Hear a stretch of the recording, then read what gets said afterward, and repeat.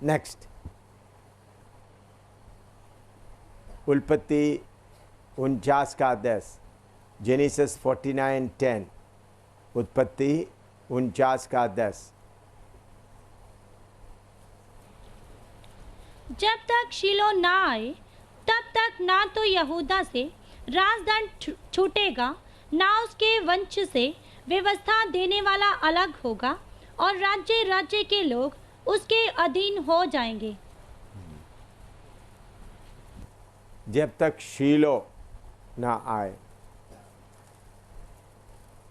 सो यीशु का अगला पदवी है शीलो।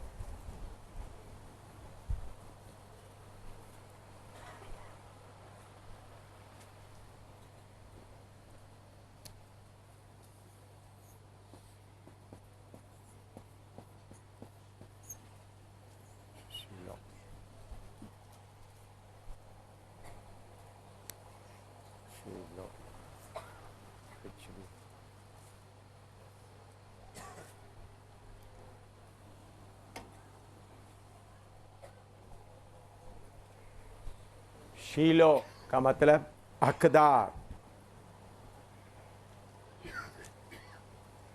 कौन? शीलो का मतलब हकदार, one who has got the right, हकदार।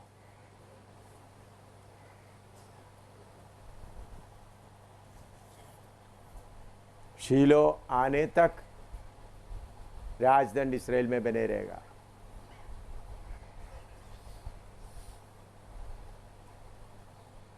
स्वर्ग और पृथ्वी का सारा हकदार कौन है?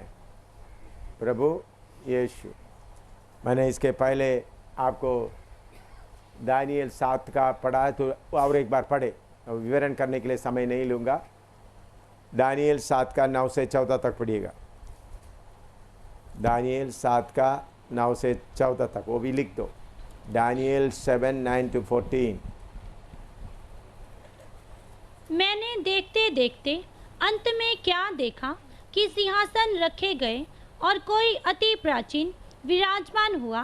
उसका वस्त्र हिमसा उजला और सिर के बाल निर्मल ऊन सरीखे थे। उसका सिंहासन अग्निमय और उसके पहिए दधकती हुई आग के से दिखाई पड़ते थे। उस प्राचीन के सम्मुख से आग की धारा निकलकर बह रही थी। फिर हजारों हजार लोग उसकी सेवा टहल कर रहे थे और लाखों लाख लोग उसके सामने हाजिर थे। फिर न्यायी बैठ गए और पुस्तकें खोली गईं। उस समय उस सिंह का बड़ा बोल सुनकर मैं देखता रहा, और देखते देखते अंत में देखा कि वह जंतु घात किया गया और उसका शरीर दधकती हुई आग से भस्म किया गया। शेष जंतुओं का अधिकार ले लिया गया, परंतु उनका प्राण कुछ समय के लिए बचाया गया। मैंने रात में स्वप्न में देखा, और देखो, मनुष्य के संतान सा कोई आकाश के बादलों समेत आ रहा था, और वह उस अति प्राचीन के पास पहुंचा और उसको वे उसके समीप लाए। तब उसको ऐसी प्रभुता, महिमा और राज्य दिया गया कि देश देश और जाति जाति के लोग और भिन्न भिन्न भाषा बोलने वाले सब उसके अधीन हों। उसकी प्रभुता सदा तक अटल और उसका राज्य अविनाशी ठहरा। सारे धरती का हकदार कौन है? प्रभु यीशु मसीह। इसमें दो हक है। एक है उन्होंने इसको बनाया, बनाने के बाद उसके बाद ये शैतान की कब्जे में आया और दोबारा उन्होंने अपना प्राण देकर उसको खरीदा। तो प्रभु को इसके ऊपर कितना हक है? दो हक है। मैं इस वक्त एक छोटा कहानी मुझे याद आता है, मैं बताना चाहता हूँ। एक लड़का,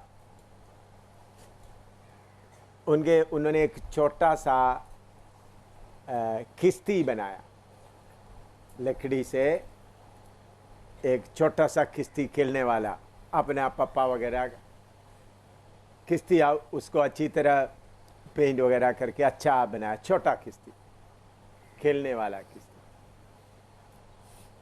एक दिन वो बारिश के समय में उनके घर के सामने से पानी जा रहा था।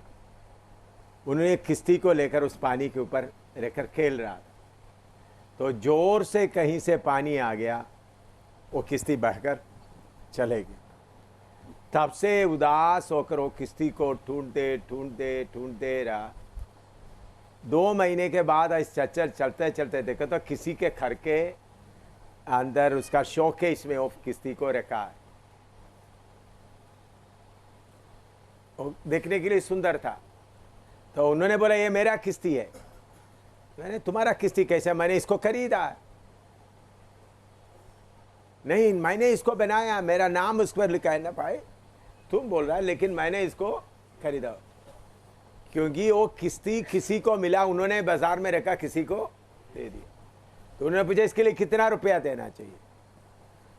उन्होंने जितना रुपया को खरीदा उससे थोड़ा ज़्यादा पैसा बोलकर बोला 200 रुपया इसको चाहिए।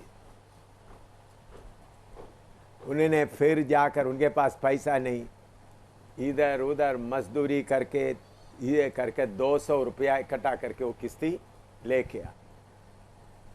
तब वो किश्ती को देखकर बोल रहे थे, किश्ती तुम मेरा ही है।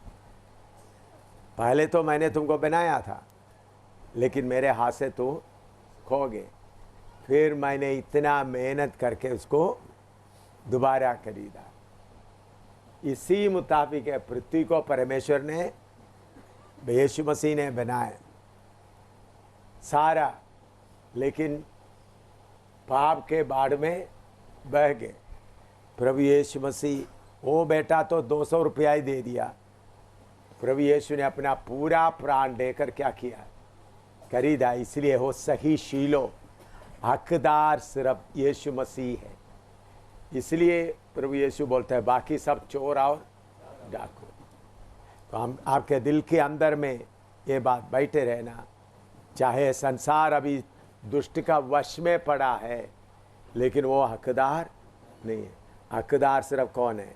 हमारा प्रभु यीशु मसीह। शीलो सिर्फ एक ही है, प्रभु यीशु मसीह। बाकी संसार पूरा उसको अपना वश में कर दिया, तो हकदार सिर्फ एक ही है, प्रभु यीशु मसीह। लिखो,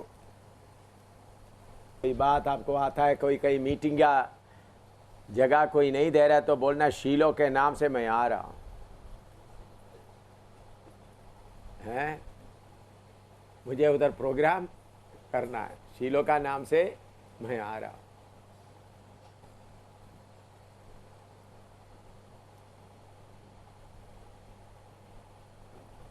अभी आप लोगों को सही समय में सही जवाब, सही शब्द इस्तेमाल करने के लिए थोड़ा कुछ मालूम हो रहा है? कहाँ हम यीशु का नाम इस्तेमाल करना है, कहाँ शीलो का इस्तेमाल करना है, कहाँ शेपर्ड ऑफ आवर सोल, कहाँ रिडीमर, कहाँ एक एक रॉक, एक एक।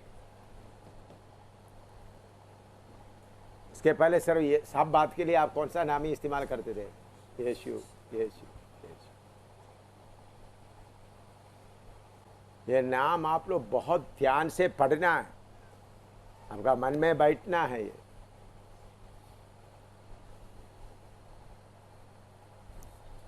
प्रकाशित 11 का 15 भी पढ़िएगा।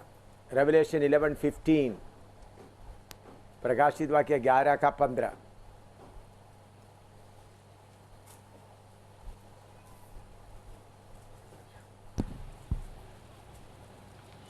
जब 7वें दूत ने तुरही फूंकी, तो स्वर्ग में इस विषय के बड़े बड़े शब्द होने लगे, जगत का राज्य हमारे प्रभु का और उसके मसीह का हो गया। जगत का राज्य हमारा प्रभु का, उसका मसीह का हो गया। The kingdom of this world has become the kingdom of our God.